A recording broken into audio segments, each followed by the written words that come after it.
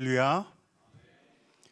선한 목자 되시는 예수님 따르는 우리 교우들의 삶이 더욱 되시기를 주의 이름으로 축원합니다.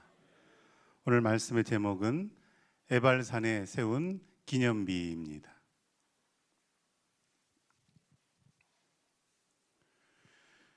유명한 저술가인 존 파이퍼 목사님이 그의 삶에서 사역에 큰 영향을 준 건 집에 걸려있는 액자였다라는 말을 했습니다. 그 액자에는 이렇게 쓰여 있습니다. 한 번뿐인 인생 곧 지나가리라. 오직 그리스도를 위한 일만이 영원하리라 라는 것입니다. 그래서 목사님은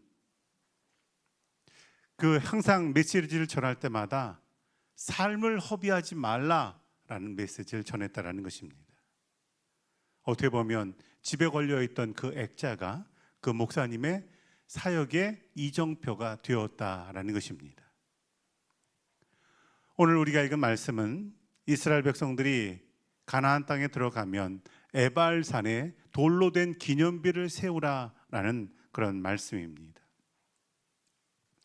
이스라엘 백성들은 가나안에 들어가서 여러 가지의 기념비를 세웁니다. 길갈에도 기념비를 세우고 에발산에도 기념비를 세웁니다. 나중에는 미스바에도 기념비를 세웁니다. 그리고 이 기념비는 각각 다른 의미가 있습니다. 길갈의 기념비는 요단강을 마른 땅처럼 건넌 것을 기념하고, 또 미스바의 기념비는 전쟁에서 승리한 걸 기념합니다. 그리고 오늘 말씀에서 명령하는 이 에발산의 기념비는 하나님의 말씀을 기록하는 기념비가 된다라는 것입니다. 하나님께서 이 기념비를 세우게 하시는 이유가 어디에 있습니까? 우리 삶에서, 우리 가정에서 이 에발산의 기념비를 세운다는 건 어떤 의미가 있겠습니까? 오늘 말씀을 중심으로 몇 가지로 함께 은혜 나누고 또한 기도의 제목으로 삼고자 합니다. 첫 번째로는 하나님의 약속을 가르치라라는 것입니다. 4절에 보면 내가 오늘 너희에게 명령하는 이 돌들을 에발산에 세우라라고 말씀합니다. 왜 이 돌비를 세울 곳이 꼭 에발산이어야 할까요? 에발산은 세겜에 있습니다. 이 세겜의 북쪽에 에발산이 있고 세겔의 남쪽에 그리심산이 있습니다. 그리고 이 세겜은 지리적으로 보면 가나안의 동서남북을 가르는 그런 가나안의 중심부에 있습니다. 그러나 이런 지리적인 이유 때문에 세겜의 북쪽에 있는 에발산에 기념비를 세운 건 아닙니다. 창세기 12장 6절을 보면 아브라함이 세겜 땅 상수리 나무에 이르니 여호와께서 아브라함에게 나타나 이르시되 내가 이 땅을 네 자손에게 주리라 하신지라. 자기에게 나타나신 그 여호와께 그가 그곳에서 제단을 쌓았다라고 말씀합니다. 즉 이 세겜은 가나안에 도착한 아브라함에게 하나님께서 그 땅을 네 자손에게 주리라 약속하신 것입니다. 그리고 수백 년이 지난 지금 이제 그 약속이 이루어지게 되었다라는 것입니다. 그래서 그 약속이 이루어진 것을 기념하며 이 세겜 땅 에발산에 돌비를 세우고, 그리고 이스라엘 백성들에게 그 약속이 이루어진 것을 가르치라라는 의미로 여기 세우게 되었다라는 것입니다. 즉 이 돌비는 하나님의 약속이 이루어진 것을 증거하는 그런 기념비가 된다라는 것입니다.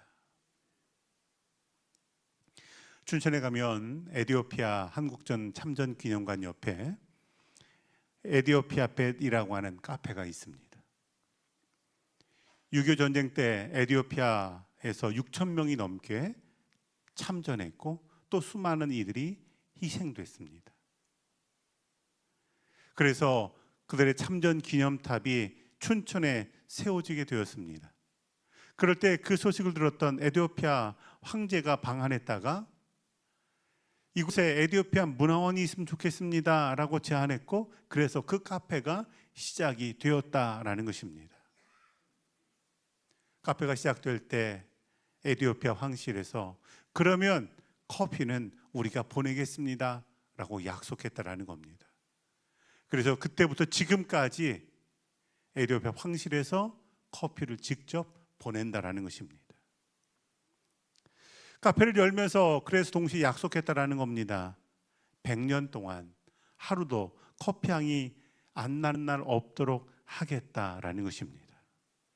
정말 그 약속을 지켜서 카페를 연 다음에 지금껏 한 번도 카페 문을 닫지 않았다라는 것입니다.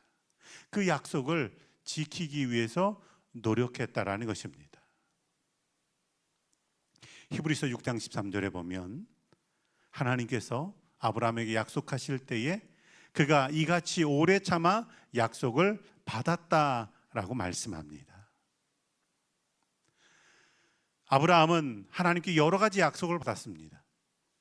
너에게 자손을 주겠다 약속하셨을 때 기다림으로 이삭이라고 하는 그 약속을 받았습니다. 이 약속은 아브라함 당대에 받았습니다. 그러나 땅에 대한 약속은 아브라함에서 이삭으로, 이삭에서 야곱으로, 또 야곱에서 요셉으로 이어졌습니다. 그리고 결국 수백 년의 시간이 지나서 이제 그 약속을 받게 된 것입니다. 이 기념비는 하나님의 그 약속이 완성된 것, 그것을 증거하는 기념비가 되어진다라는 것입니다. 오늘도 하나님께서는 우리에게 약속하십니다. 그리고 그 약속은 우리의 현재의 삶에, 그리고 우리의 미래의 삶에 반드시 하나님의 열심을 통해서 이루어지게 되는 줄로 믿습니다. 두 번째로는 하나님의 말씀을 가르치라라는 기념비인 것입니다. 2절 이하에 보면 큰 돌들을 세우고 석회를 바르고 율법의 모든 말씀을 그 위에 기록하라라고 말씀합니다.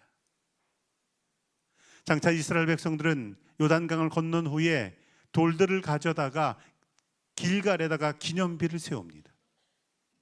길갈에 세운 기념비는 요단강을 건널 때 마른 땅처럼 건너게 하신 그 하나님의 역사를 나타내는 기념비입니다. 그런데 그 기념비는 후대가 보면 무슨 기념비인지 알 수 없습니다.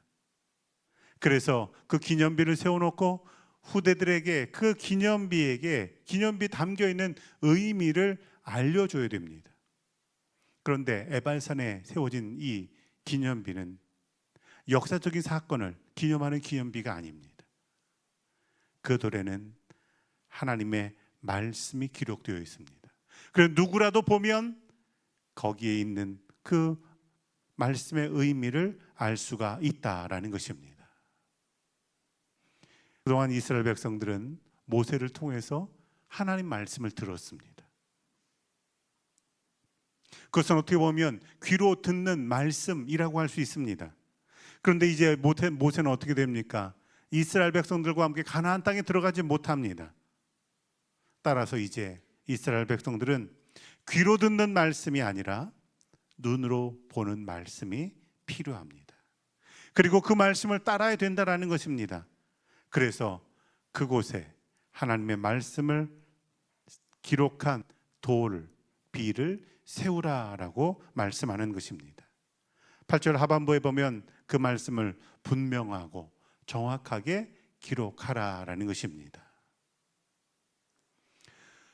구약 성경이 쓰여진 히브리어는 모음으로 점을 찍습니다.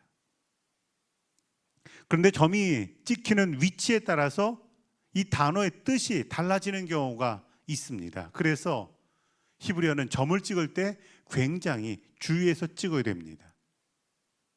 다른 데 찍으면 성경의 뜻이 완전히 달라지게 되는 것입니다. 그래서 유대인들은 성경을 필사할 때 자신이 찍은 점이 아니라 다른 것들 때문에 거기 점이 생기지 않도록 하기 위해서 각별히 주의했다라는 겁니다. 성경을 필사할 땐 그래서 몸의 털을 전부 밀었습니다. 그리고 옷을 벗고 배를 탄 다음에 이 배를 갈릴리 호수에 띄워서 혹여라도 무슨 가축에 먼지들이 날려서 들러붙지 않도록 혹은 다른 오염이 되지 않도록 그렇게 필사했다라는 것입니다. 왜냐하면 오해 없이 하나님의 말씀을 전하기 위해서였다라는 것입니다. 하나님께서는 이스라엘 백성들에게 말씀을 주셨고 그 말씀을 오해 없이 다음 세대에게 이어주라라고 말씀합니다. 사람과 사람을 통해서 입으로 전해지면 그 말씀이 변화될 수 있습니다.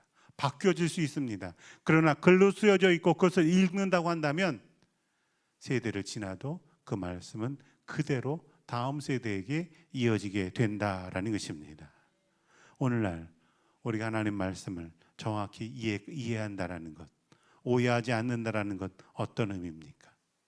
한마디로 하면 하나님의 말씀에 내 삶을 맞추고 그 뜻에 순종하는 것이 말씀을 정확하게 이해하는 것이다라는 것입니다. 그리고 이 에발산에 말씀이 기록된 돌비가 세워졌다라고 하는 것, 그것은 하나님의 말씀으로 살았던 그 조상들의 삶에 대한 증거가 되어진다라는 것입니다. 오늘도 믿음으로 하루를 걸어 나아갈 때 하나님의 말씀에 나를 맞추고 그리고 그 뜻에 순종하는 교우들이 되기를 주의 이름으로 축원합니다. 마지막으로는 하나님 앞에서 헌신을 가르치라라는 것입니다. 6절 이하에 보면 내 하나님 여호와께 번제를 드릴 것이며 화목제를 드리고 또 여호와 앞에서 즐거워하라라고 말씀합니다. 그동안 하나님의 약속이 어떻게 이루어졌는지 또한 하나님 말씀을 따라 살아가는 것이 어떤지를 가르치는 것뿐만 아니라 그런데 가르치는 데 머물지 말고 그것을 삶으로 고백하고 인정하라는 것입니다. 그것이 바로 하나님 앞에 헌신과 감사의 의미를 담아서 제사, 즉 예배드리라라는 것입니다. 제사 드릴 때 꼭 필요한 것이 예물입니다. 그것이 가축이든 곡식이든 제물이 필요하고 그리고 제물이 없다면 제사가 이루어질 수 없었습니다. 우리는 하나님께 예배드릴 때 마음이 중요한가 혹은 형식이 중요한가를 생각합니다. 이 두 가지 가운데 어떤 것이 중요합니까? 물론 두 가지 다입니다. 형식이 있지만 마음이 담겨 있지 않는 제물이라고 한다면 그건 하나님께서 기뻐하실 리 없습니다. 반대로 마음은 있다고 하지만 형식으로 표현되지 않으면 사실 그 제사는 실제로 행해지는 것이 아니라라는 것입니다. 그래서 제물을 가지고 와서 하나님께 제사 드리는 형식도 중요하고 그 형식을 드릴 때 어떤 마음으로 드리냐라고 하는 마음도 중요하다라는 것입니다. 우리가 크리스마스가 되면 성탄 카드를 보내기도 하고 받기도 합니다. 그런데 누군가에게 정성껏 카드를 보냈는데 막상 나는 카드를 받지 못했거나 성의 없는 카드를 받게 되면 굉장히 실망할 것입니다. 성의 없는 카드는 차라리 받지 않았으면 좋겠다라고 생각할지도 모릅니다. 구약성경 말라기 1장 10절에 보면 너희 중에 성전문을 닫을 자가 있으면 좋겠다라고 말씀합니다. 왜냐하면 이스라엘 백성들이 눈먼 제물, 병든 제물을 드렸기 때문입니다. 그래서 이것을 너희 종독에게 드려보라. 그가 너를 기뻐하며 받아주겠느냐라고 말씀이 이어집니다. 즉 눈에 보이는 총독은 믿지만 너희가 눈에 보이지 않는 하나님은 믿지 않는구나 라고 말씀하는 것입니다. 종독에게 무언가를 드리고 받을 건 기대하지만 하나님의 축복은 너희가 기대하지 않는구나 라는 것입니다. 그러나 축복은 하나님에게 있는 줄로 믿습니다. 지금껏 헌신으로 삶을 사셨습니까? 그 헌신을 다음 세대에게 가르치는 교우들이 되기를 주의 이름으로 축원합니다.